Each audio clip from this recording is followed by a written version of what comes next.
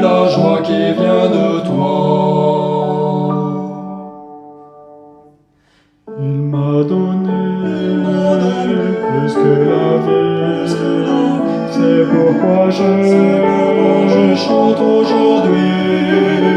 Il m'a donné plus que la vie, c'est pourquoi je veux être pour lui. C'est pourquoi je veux être pour lui.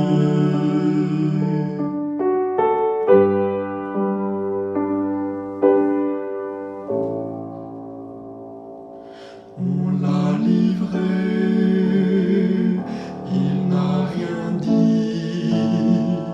On l'a frappé, il n'a rien dit.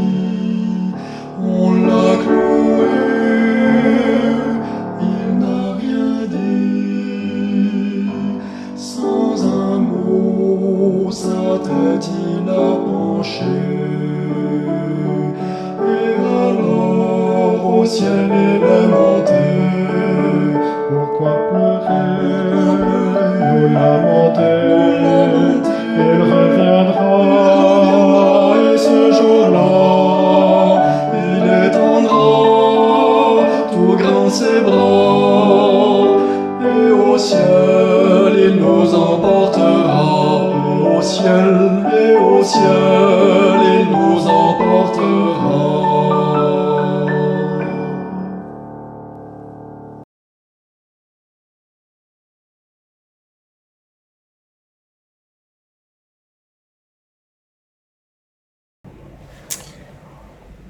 Bien-aimés frères et sœurs et amis, bonjour, bon vendredi saint, dans la paix et la grâce du Seigneur notre Dieu.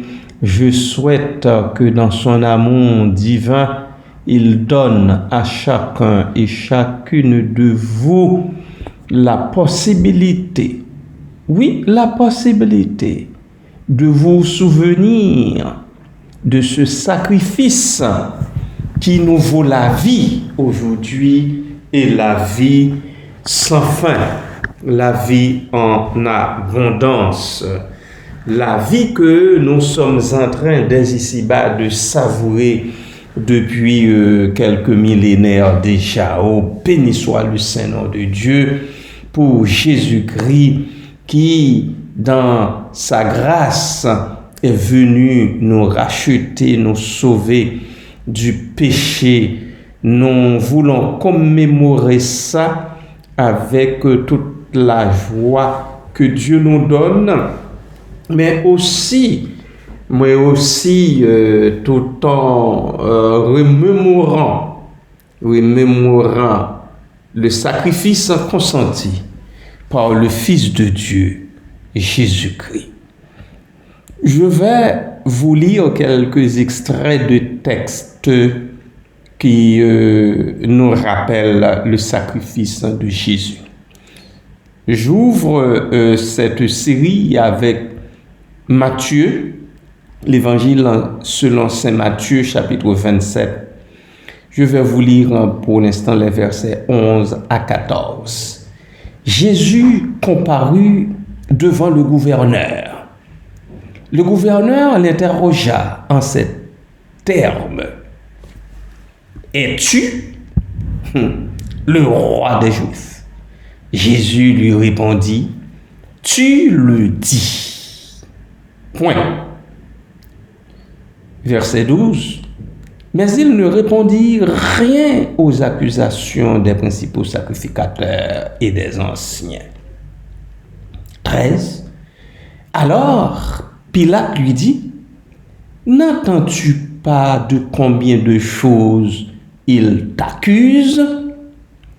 Et Jésus ne lui donna de réponse sur aucune parole, ce qui étonna beaucoup le gouverneur. N'entends-tu pas de combien de choses il t'accuse? Aujourd'hui, dans notre société moderne, nous dirions, n'entends-tu pas de combien de chefs d'accusations, de combien de chefs d'accusation il t'accuse, de combien de chefs d'accusation qui sont tombés sur ta tête, ainsi de suite. Mais la chose étonnante, c'est que le Seigneur de gloire n'a rien répondu. J'imagine qu'il les regarda juste de travers, il n'a rien dit. Il n'a rien dit. Il n'a rien dit. Voilà pourquoi la chanson de tout à l'heure, on l'a livrée, on l'a frappé. Il n'a rien dit. Non, il n'a rien dit. Il les a laissés parler. Parce que c'était des moulins à vent, tout simplement. Il laisse les moulins à vent avec leur discours, dans leur discours, tout simplement.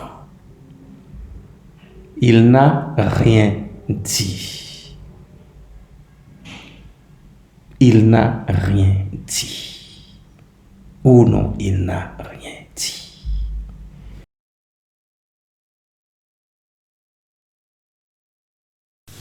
Au tribunal, Jésus se tient, méprisé seul et sans soutien. Pilate au peuple dit soudain, que dois-je faire à Jésus? Que feras-tu de Jésus? Il se tient devant toi. Un jour tu diras plein d'effroi, que fera-t-il de moi? Comme Judas trahirez-vous celui qui va mourir pour nous, ou le suivrez-vous jusqu'au bout? Que ferez-vous de Jésus? Que feras-tu de Jésus? Il se tient devant toi. Un jour tu diras plein d'effroi, que fera-t-il de moi? Comme Pilate indifférent, condamnerez-vous l'innocent? C'est vous qui jugez maintenant. Que ferez-vous de Jésus? Que feras-tu de Jésus? Il se tient devant toi. Un jour tu diras plein d'effroi, que fera-t-il de moi?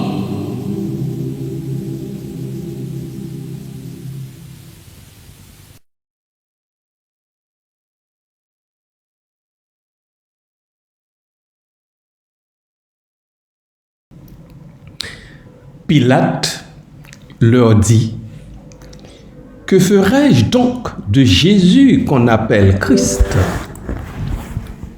Tous répondirent, qu'il soit crucifié. Le gouverneur dit, mais quel mal a-t-il fait?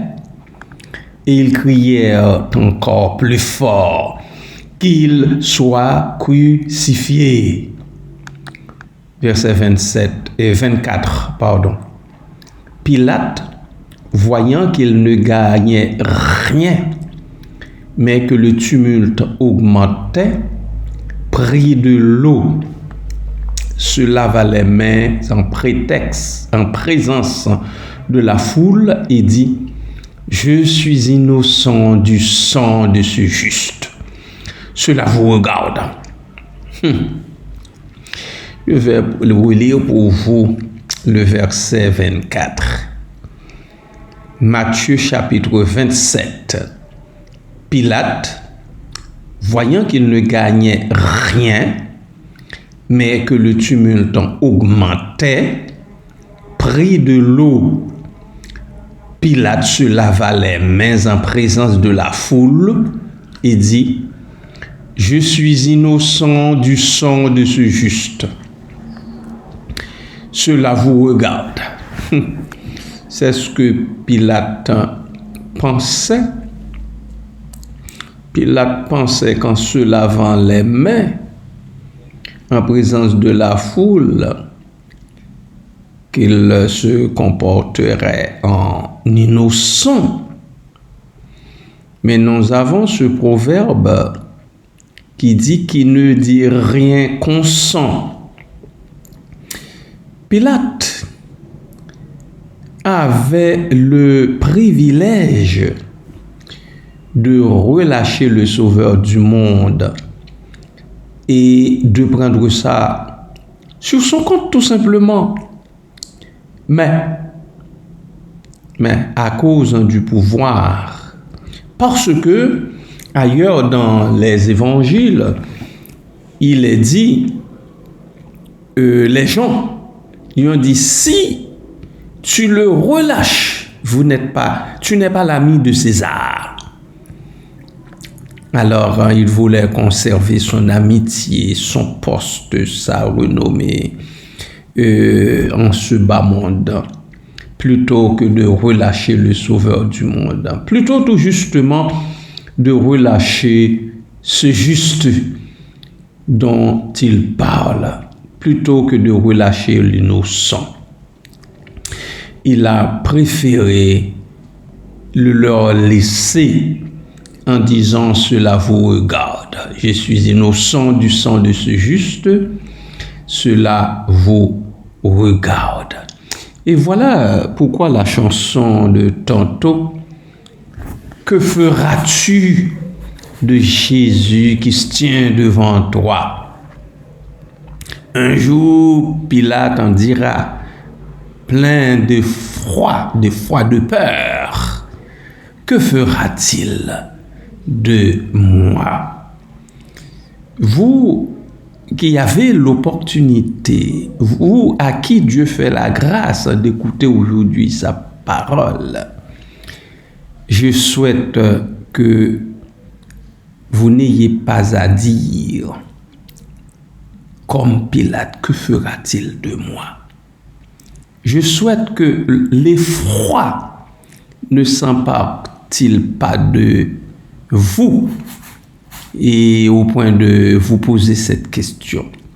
Un jour, que fera-t-il de moi? Parce que la Bible dit, il faut que tous comparaissent devant le tribunal de Christ. Le moment venu, j'y comparaîtrai. Vous aussi, vous comparaîtrez devant le tribunal de Christ. Et comparaître devant son tribunal, c'est pour répondre de tout ce qu'on aura fait en ce bas monde. Voilà.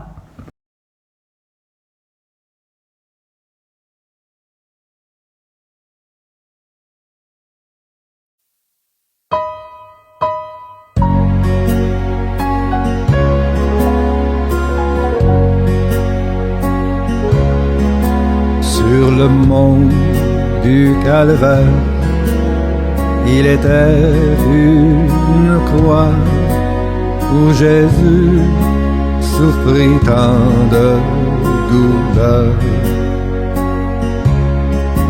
Oui, c'est là qu'il mourut sur cet infâme bois pour sauver le plus vil des pécheurs. Cette croix me sera toujours chère. Elle est gloire et victoire pour moi. Et par elle, dans la maison du Père, la couronne est offerte à ma foi.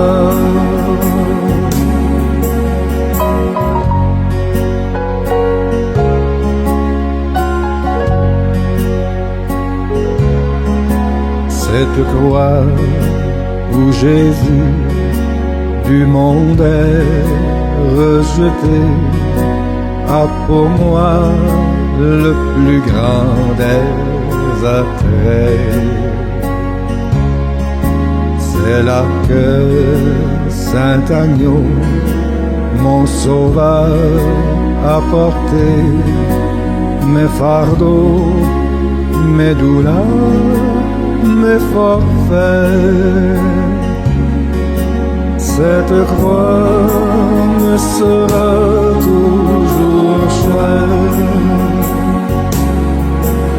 Elle est gloire et victoire pour moi. Et pareil dans la maison du Père, la couronne est offerte à ma foi.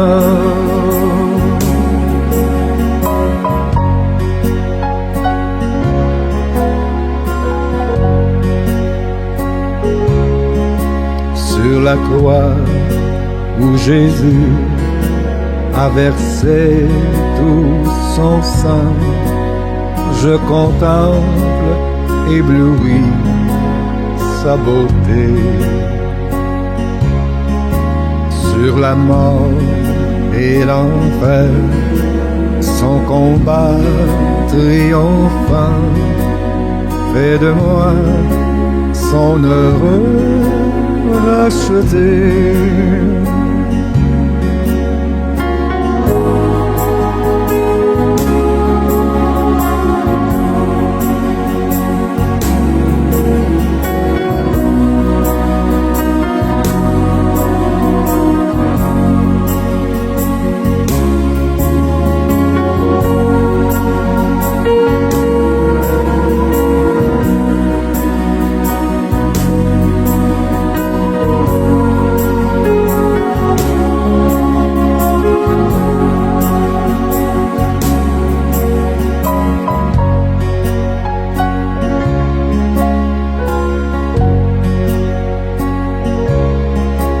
M'appuyant avec foi sur la croix de Jésus, son opprobre, je veux le porter jusqu'au jour bienheureux où parmi les élus dans le ciel je pourrai l'exalter. Cette croix me sera toujours chère. Elle est gloire et victoire pour moi. Et pareil dans la maison du Père,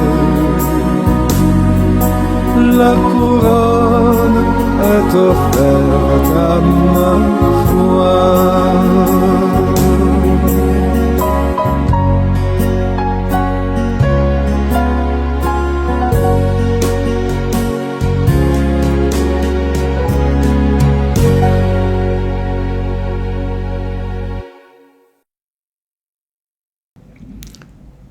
Bien-aimés, je poursuis pour vous cette liturgie. Toujours en Matthieu 27, versets 57 à 60. Comme nous venons de chanter sur le mont du Calvaire, il était une croix où Jésus souffrit tant de douleurs, etc. Après sa souffrance, bien sûr, il expia. Le soir étant venu, arriva un homme riche d'Arimathée, nommé Joseph, lequel était aussi disciple de Jésus. Il se rendit vers Pilate et demanda le corps de Jésus. Et Pilate ordonna de le remettre. Joseph prit le corps, l'enveloppa d'un linceul blanc et le déposa dans un sépulcre neuf qu'il s'était fait tailler dans le roc. Puis, il roula une grande pierre à l'entrée du sépulcre et il s'en alla. Je vais relire pour vous ces versets.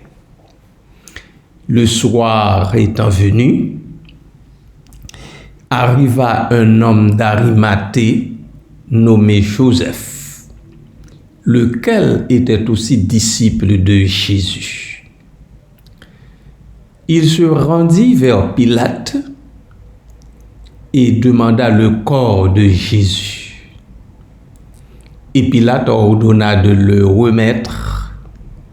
Et Pilate leur ordonna de le remettre. Alors, de lui remettre le corps du Seigneur. Joseph prit le corps, l'enveloppa d'un linceul blanc et le déposa dans un sépulcre neuf qu'il s'était fait tailler dans le roc. Puis, il roula une grande pierre à l'entrée du sépulcre et il s'en alla. C'était la mode. C'est ainsi qu'on procédait à l'ensevelissement des corps des morts. C'est de cette façon-là qu'on procéda. Alors Joseph, en tout respect, a pris le corps, il l'a enveloppé normalement de ce linceul blanc et le déposa dans le sépulcre, tout en ayant soin, bien sûr, de fermer l'entrée de ce sépulcre. C'était l'œuvre de Joseph. Et depuis, les Saintes Écritures ne cessent de... Et depuis, dis-je, les Saintes Écritures ne cessent de parler de cet acte posé par Joseph, qui croyait lui aussi en Jésus-Christ, en Dieu d'abord et en Christ aussi. Ouais. Certains diraient, mais pourquoi cette explication, un sépulcre neuf? Eh bien, c'était déjà dit dans l'Ancien Testament. Le Fils de Dieu serait mis à mort et on déposera son corps dans un sépulcre neuf, tout nouveau. Pas dans un ancien, parce que alors, en ce temps-là, on savait aussi le faire à l'ancienne. Merci Seigneur, merci Jésus pour le sacrifice que tu as connu pour nous les pécheurs, perdus dans la majorité des cas sans Dieu, sans espérance aucune. Mais en toi, nous en avons une depuis déjà plus de 2000 ans. Nous en bénissons ton Saint-Nom, nous l'élevons, nous l'exaltons en ce jour qui nous rappelle le sacrifice de la croix. Merci Seigneur, merci Jésus. Loué soit ton Saint-Nom, magnifié soit ton Saint-Nom, que ton Saint-Nom, ô Dieu, envahisse toute la terre et l'univers entier. Merci Seigneur, merci Papa, béni sois-tu à toujours et à perpétuité. Amen.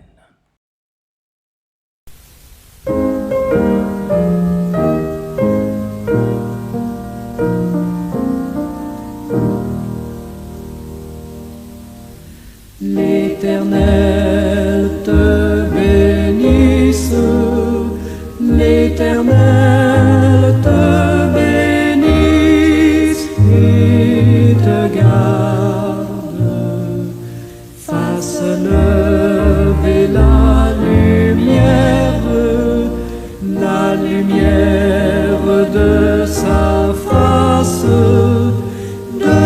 face sur toi, use de grâce envers toi et te donne la paix, et te donne la paix.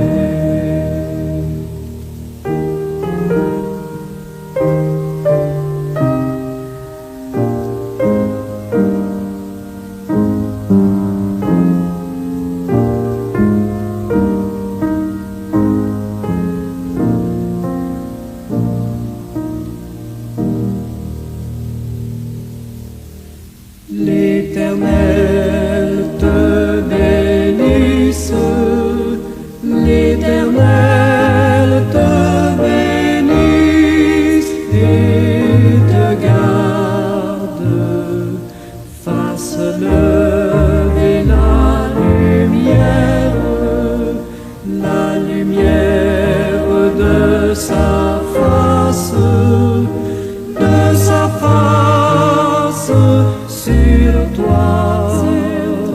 sur toi, use de grâce en